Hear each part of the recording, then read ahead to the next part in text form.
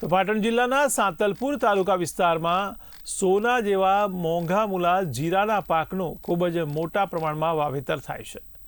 ત્યારે આ વર્ષે પણ મોટાભાગના ખેડૂતોએ જીરાના પાકનું વાવેતર કર્યું છે।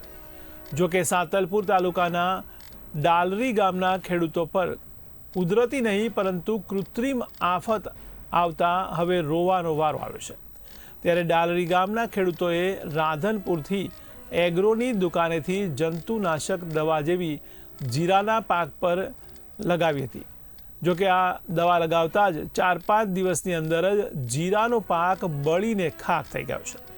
ત્યારે મોટા પ્રમાણમાં ખેડૂતોના જીરાના પાકને નુકસાન થતાં ખેડૂતોને હવે મુશ્કેલી વેઠવાનો સામનો કરવો પડ્યો છે।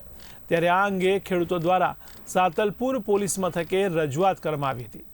ત્યારબાદ પોલીસે ખેડૂતોને આ અંગે ગ્રાહક સુરક્ષામાં ફરિયાદ કરવા જણાવ્યું હતું। ત્યારબાદ વળતર મેળવવા રાધનપુર અને પાટણ ખેતીવાડી સહિત ગ્રાહક સુરક્ષામાં ખેડૂતોએ ફરિયાદ કરી હતી। ત્યારે ખેતીવાડી અધિકારીએ કૃષિ વૈજ્ઞાનિકો દ્વારા આ અંગે તપાસ કરવામાં આવશે તેમ જણાવ્યું હતું।